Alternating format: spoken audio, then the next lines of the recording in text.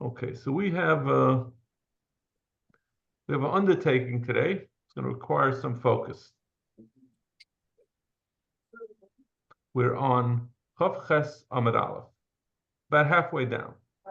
Amar Rav, right in the middle of the line. Amar Rav, Achi Abba, the brother of my father, Lo Yedli, he can't testify about me, meaning my uncle, my father's brother.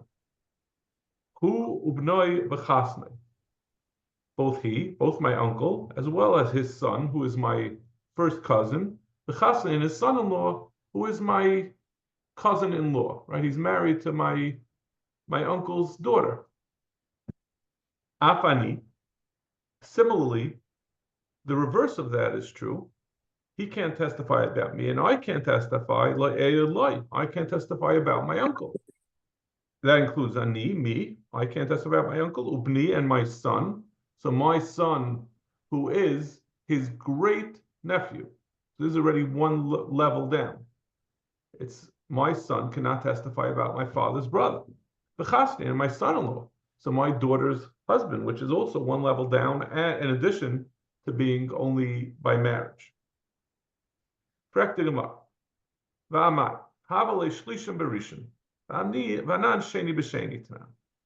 the Gemara is talking with the way this concept works. The best way I can visualize it in my mind is if you look at a family, the family that's being described here. So this is Rav saying it from his perspective. And he's talking about his father and his father's brother. So they're the Rishons. The Rishon refers to those two brothers. They are the first dar of this what we're describing here. Their children, the one dar down is Shenis. And as we said in the Mishnah, and it's going to become clear, a Sheni cannot testify about another Sheni. It means you can't go up through the branch, through the two brothers, and then go back down and testify about your cousin. And now what we're talking about over here, what Rav described, he said in addition that his children, who are Shlishi, they're the third dar. So they're, I guess, I'm always confused about the difference between a first cousin once removed and a second cousin. I'm not sure what they are, but they're the children of cousins. So we're saying that a grand nephew or the husband of a grand niece cannot testify about their great uncle. So the Gemara is asking that when you're just talking about a grand nephew or a grand niece's husband testifying about their great uncle, that's a shlishi berishin, right? That's going up two dairis. Obviously, it's nothing about their own grandfather. That would not be allowed. But when we say shlishi berishin, we mean to a lateral, like meaning a brother of your grandfather. So for Gemara, nan sheni b'sheni tnan. In our Mishnah, when we had described back on the previous plot, we had talked about cousins being puzzled to testify about each other. But we had not discussed a shlishi about a child of a cousin, a child of a nephew being usher, right? If we can go quickly and chazer over on Daf Chav Zayin Amud Beis, ve'elu hein akrayvim, achiv v'achi aviv v'achi imay. All these are lateral, right? They're at the same dar as you. Ubal achos aviv, again the same dar. Ubal achos imay. This is one dar up. This is an uncle. Ubal imay and his mother's husband. V'chamav, again one dar up. V'gisai is his brother-in-law. Hein ubnein v'chasnein v'charga levad. All of these, he's asked to testify, as well as their children. So we're not talking about anyone that's 2-3 dairas down testifying about someone who's 2 dairas up and an uncle. So that's the Gemara's question. And all our Mishnah said is that cousins can't testify about each other. We did not discuss the son of a cousin not being able to testify about his great uncle. So we learned a Sheni b'Sheni Tanan, Sheni b'Rishon Tanan. We also did a Sheni b'Rishon, right? That's let's say in this case it would be Rav testifying about his uncle. Shlishi b'Rishon loy Tanan. But we never said a Shlishi b'Rishon, which is what Rav is describing. He's saying that his children cannot testify about his uncle. And for the Gemara, my chasnei diktani b'masnisin chasam b'nai. He says, even though the Mishnah said, if you remember, right, the Mishnah had said at the end, on all of them, hein ubneim b'chasnen, they and their chasanim, their sons-in-law. So we're saying, my chasan chasan b'noi. It's talking about the chasan of his son, even though it's b'nei and b'chasnein. We're saying he's understanding. Rav's understanding when it says the chasan and the son. It doesn't mean either a chasan or a son. It means the chasan of his son. Right? So then we would be saying a shlishi. That's referring to a shlishi. In fact, the Gemara, if that's what you're trying to say, if we're trying to say that a shlishi is possible to say edus about a rishon, about his great uncle, lissi ben benoi, why do you have to say this complicated thing of benoi b'chasna and say refer to the chasen of the son? You should say the more direct, your son and your son's son. Why would you say your son and his son-in-law? I want to talk more directly.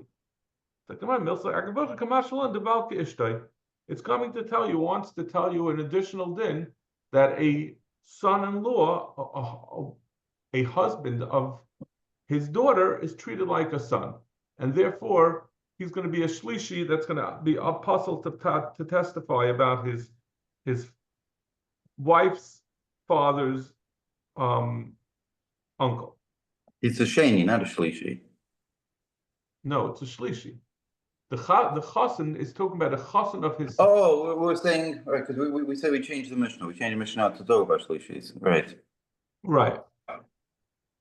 Don't we have this concept of Isha Kugufa? I mean, what do we need to have a diuk for this? I mean, so we're actually going to have an Amud Beis. We're going to say a wife is treated like a husband, but it doesn't mean that it's necessarily the same thing legabe. Although Ishta is Kugufa legabe kinyanim, we say Ishta Kugufa. Usually, it can be in a lot of different contexts. It all depends. So I don't think it's a general rule that a woman and a man are always interchangeable. A wife and a husband are interchangeable, right? We don't say Ishtay Kegufay,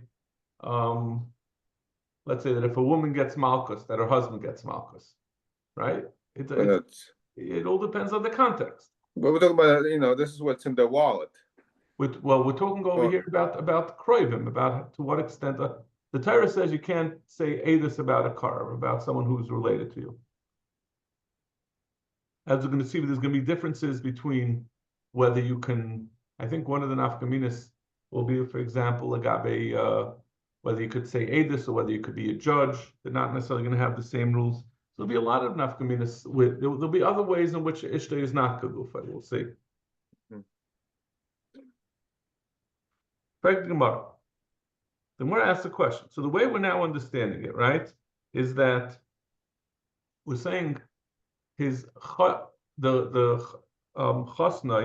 his son-in-law, it means the son-in-law of his son. That's who can't testify. That's who's not allowed to testify.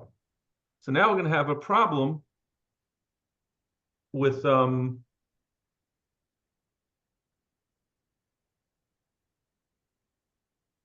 so we're saying we're talking about Benoi, so that means the brother, this is the great uncle's son, and we're saying his son-in-law also cannot testify about me, who is he's going to have to go all the way up the chain and back down, right? It's going to be from the perspective of Rav, the Mishnah is saying, let's say Rav is the person who we're talking about, the person that the Mishnah is talking about, who is a nephew. He's saying this uncle, who I can't testify, and he can't testify about me. In addition, his son can't testify about me. as well as his son-in-law. That means this son-in-law, he can't, not only can he not testify about, from my perspective, my father, where you go all the way up the chain, you go across by the Rishon level to the brother, it even goes down, then drops down to one level to me from my perspective. So it's a shlishi l'sheni, which is worse than a shlish, which is, I'm sorry, not worse, I'm saying it's less connected than a shlishi l'rishon, because shlishi l'rishon is a great, from the person who's trying to say the testimony. He's talking about his grandfather or his grandfather-in-law's brother. And now it's saying, according to the way Rav is learning it, it's saying not just the grandfather-in-law's brother, but even the grandfather-in-law's brother's son, which is the person who's the narrator of our Mishnah, right? The son. You look perplexed. I know it's funny. I was talking to the Rav of the shul. I saw he was doing Daf Yomi. He says Daf Yomi shir. So I said, hey, did you have trouble conveying this sugi? He said is one of the hardest things to explain clearly. But again, so when the Mishnah, the way the Mishnah talks about it, right? It's a person talking, and he's saying, the first thing he says, like, I can't say about my uncle, and my uncle can't say about me, right? And then we go down and we say, not just him, but his sons can't say about me or I say about them. That's my cousins. So we said his sons, the way the Mishnah says it, it sounds like his sons or his sons-in-law. But Rav is learning it, his sons and his son-in-law. So that means his son-in-law, my uncle's son-in-law, cannot testify about me.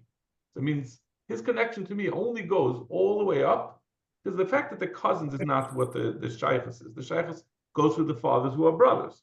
So it's going all the way up to the Rishon, across to the uncle, and then back down to this narrator. But now we have a problem. There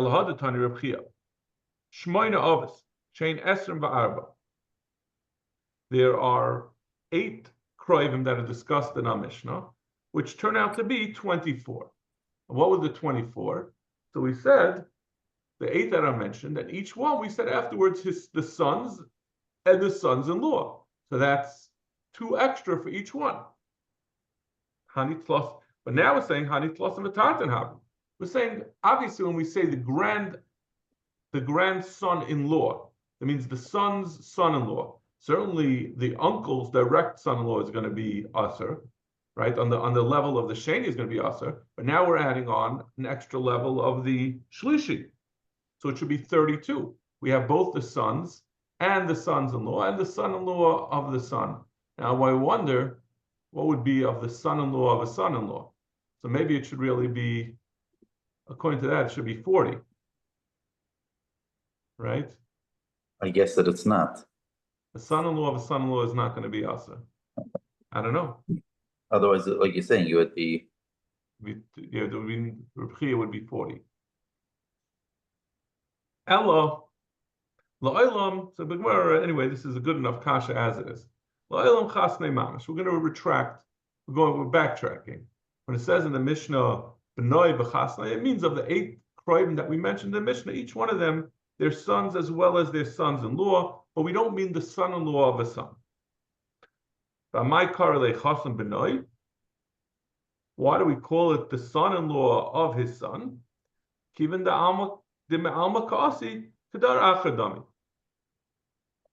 He says, since he's coming as a marrying into the family, he's treated as the third dar. So Gemara, if this is the case, then we're saying that the brother-in-law is considered like 1 dar below the son. So he's treated like a shlishi. Then it's going to be, we're saying that when we said in the Mishnah that cousins are aser, it means even a shlishi b'sheni. But Rav aksha shlishi b'sheni. Rav had said, Rav said, I am aser. Rav said, where's the lashon of Rav again? Amarav achi abba lo yeid li hu b'noi b'chasnei afni le'ed lo ani ubni b'chasni. He said, just talking about that his children cannot be made about his uncle, but he didn't say they can't be made about his uncle's children. But the way we're saying it now, the way we're understanding the Mishnah, that we're saying that a chassan is considered, a son-in-law is considered like an extra door below. And the Mishnah said that you can't be made a chassan about his cousin. So a chassan, his wife's cousin really, that should be treated as a shlishi l'sheni. And Rav holds that's not going to be possible. Hello, Rav ta'omak Rebbe Loza. Rav Einachanami. Rav is not like our Mishnah, but he has a different mandamah. He's following Rebbe Loza. The Tanya, Rebbe Loza Omer, Kashem she'achi Abba lo yeidli, he ubnoi. Just like the brother of my father cannot be made about me. Hu ubnoi b'chasnai. Both he and his son-in-law, meaning all these him and my cousins. Kach ben achi Abba. So too, the son of my father's brother, lo yeidli. That means my cousin cannot be made me. Hu b'noi v'chasnei. He and his son, and his son-in-law. So he's saying specifically, he's saying directly, a shlishi cannot be made about me, who's a sheni. Practic Gemara. Vakati havale shlishi b'sheni, v'rav achsher shlishi b'sheni. But L'chayr was saying our Mishnah said that you can't. This is a shlishi b'sheni that Rebbe Loza is answering, and our Mishnah had said that a shlishi can be made.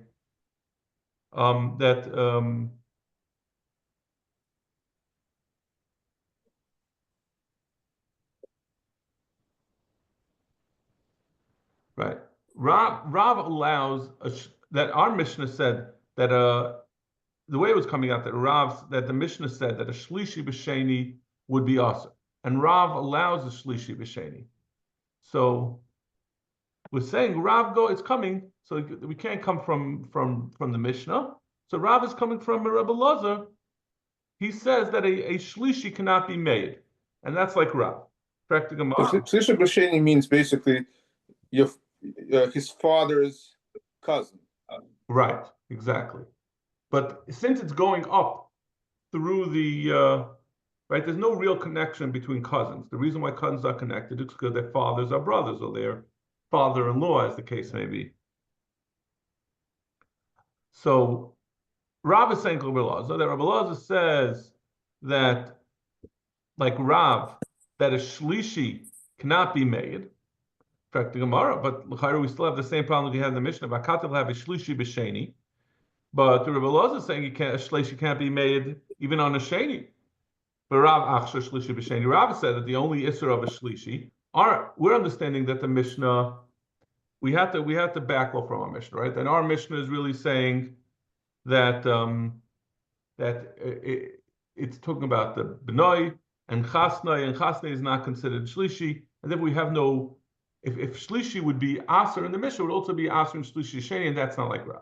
So we said no, the Mishnah is not talking about the shlishi.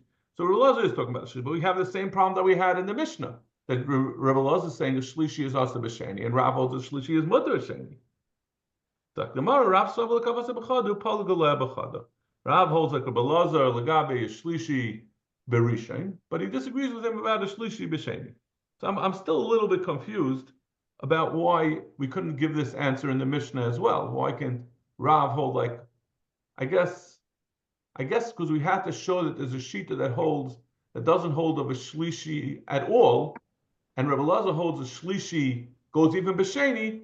So once we have both extremes, then we could say Rav holds like Rebbe Loza that a shlishi asses, but he doesn't hold as far as Rebbe Loza. When we were just saying the Mishnah was either saying that a shlishi is mutter, a shlishi is kosher to be made under all circumstances, or a shlishi is also l'shnai to a sheni. But in either case, if the Mishnah holds a shlishi is also l'sheni, or Belazar holds a shlishi is also b'sheni, how could Rav be chaylik on both the Mishnah or Belazar and make his own shita? But if he's in between the two of them, I guess that's the way the Gemara is understanding it. My time with the Rav. Where does Rav get that a shlishi is aser in a rishon? That a great nephew cannot testify about his great uncle. The Amar Kral, Yamusu Avas al Banim Ubanim. Right? The whole pasuk is we're gonna go through this pasuk a number of times. Yimsu Avas al Banim Ubanim la Yimsu al Avas, that a father will not be killed from a son, and a son will be killed on the father. The pasuk of the pasuk we said before is about talking about the Averis. But we darshan from the end of the pasuk, Ish Becheta Yamusu, that it's talking about since it says at the end Ish Becheta Yamusu, we say La Yamusu Avas Albanim means Lagabi Edis. But the Gemara darshan, so Yimsu Avas Albanim, and then and then it considers Ubanim La Yimsu Alavas, we cut it off. La Yimsu Avas Albanim Ubanim. So since it says since we darshan it, the banim, the second ubanim at the beginning of the second phrase is being the end of the last phrase. The rabbis dar acher. It's coming to add on that there's an additional dar that we said that sons cannot, like we darshan at the top of the yamid. That banim over here means cousins. The two sons of different brothers of two brothers. Avis means two brothers, and the banim is two sons. Then it says ubanim. That means another son. That an uncle cannot die, cannot have edus set against him by a nephew, a great nephew. I'm sorry. Rebbe Lazar. What about Rebbe Lazar, who says that it even goes back to Sheni? Rebbe Lazar al banim. Since it says al banim, it doesn't say yimsu avos banim, but it says al banim. Just like the father is puzzled to testify, the son, meaning in this case the father is really the son of the cousin, that psul goes also to his son as well. So he'll also be puzzled to Sheni. Amar of Nachman, Achi Chamoisi. This is from Rav Nachman's perspective. And he's saying, Achi Chamoisi, the brother of my mother-in-law, lo yeidli, you can't say this about me. Ben Achi Chamoisi, not just the brother of my son-in-law, of my mother-in-law, but, which is my uncle really, what we would consider our uncle, right? Or our uncle-in-law, who's really only our uncle on Hanukkah if he has a checkbook. But that uncle, Ben Achi Chamoisi lo yeidli. His son as well cannot be made to me. So this is like my cousin through my mother-in-law, right? My mother-in-law's brother, his son, who is technically my cousin. Ben Achois Chamois lo yeidli. Not just the brother of my mother-in-law, but also her sister. Her son cannot be made to me. Betanatuna. And this is really expressed in our Mishnah. If you look at it, Baal Achoisai, Ubal, we said in the Mishnah, right? Baal Achoisai, the husband of his sister, Ubal Achois Aviv, and the husband of my father's sister, Ubal Achois Imai, and the husband of my mother's sister. Hein ubneim v'chasneim. We said over there, chasneim, their sons-in-law. That's what I am. They can't be made about me. I can't be made about them. So this is the son. This chasneim comes out to be what we just described. The three things that Rav Nachman just described. It's going to be the mother-in-law. We said chasneim. So this is the son-in-law. So the mother-in-law, their brothers and sisters, and the children of their brother and sister. Amar Avashi, ki havinon be'ula. When I was by Ula, Iboyalon. Achi Chamev Mahu. What's the din of the brother of your father-in-law? Ben Achi and Ben Achi Chamev. What about, we just discussed the mother-in-law, now we're going to go into a father-in-law. Ben Achi Chamev Mahu. What's the din of the brother, the son of the brother of my, again, this is a uncle through marriage, through a father-in-law. What are we talking about? A mother-in-law. Ben Achois Chamev. What about the son of a sister of my father-in-law? Mal. Amalent Nisua. Again, this is the same thing as the previous din that Rav Nachman said.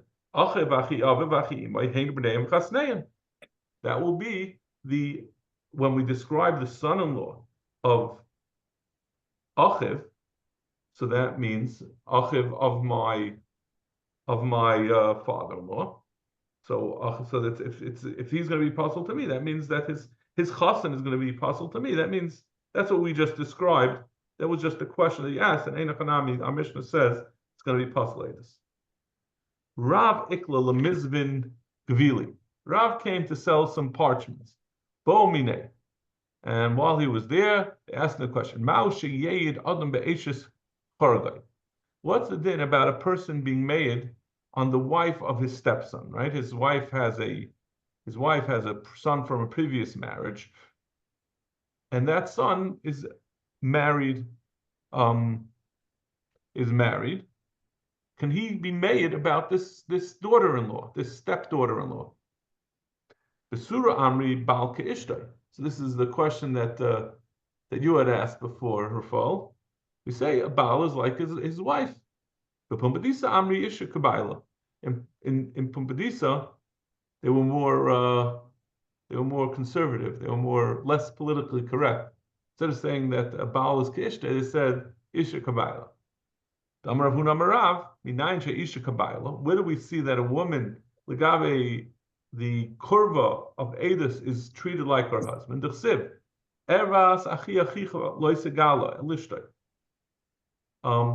One should not be Megala, the erva of his father's brother.